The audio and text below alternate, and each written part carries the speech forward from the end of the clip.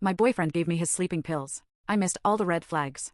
Looking back, it seems so obvious that I should never have taken those pills. But I was exhausted. My insomnia had been worse than usual, and I'd gone nearly a week without a good night's sleep.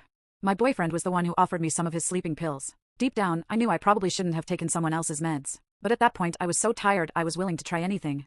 And it worked. The next morning I woke up after the heaviest sleep I'd ever had in my life.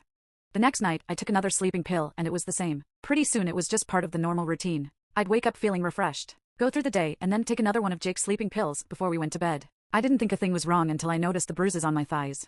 Where did these come from? I was talking to myself, but Jake overheard me and came to take a look. He said it was probably nothing and that I probably just rolled on something in the bed. I didn't know how that would happen, but with those pills I sleep so hard I wouldn't know.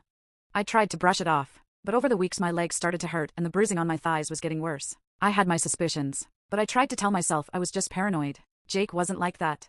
After a few weeks of trying to come up with any other explanation, I finally decided to see what was going on. I made sure Jake saw me get one of his pills, but when he wasn't looking, I spat it out. Then I pretended to be asleep. Jake came in and got in bed beside me. For a minute I thought my fears were unfounded. Maybe I was just clumsy. Maybe there really was nothing to worry about, just like he said. But then he sat up and started to tap me on the cheek. I did the best I could to pretend I was out cold.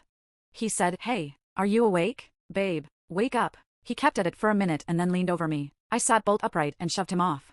He insisted he did nothing wrong, that I'd looked funny and he was trying to check on me. I'd seen enough, and I'd had enough of the bruises and sore thighs in the mornings. I screamed at him for taking advantage of me every night. I told him what I knew while he sat there and denied everything. Finally I told him to get out. I clearly could no longer trust him.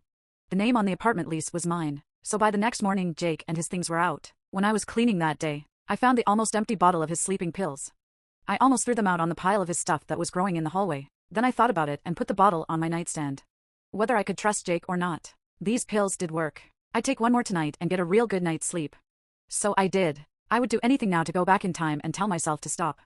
After that it was all a blur of sirens, wires and sobbing. Jake was in the waiting room until the doctors finally let him into my room in the ICU. I was so weak I couldn't even apologize to him, but I guess that's normal for a stroke.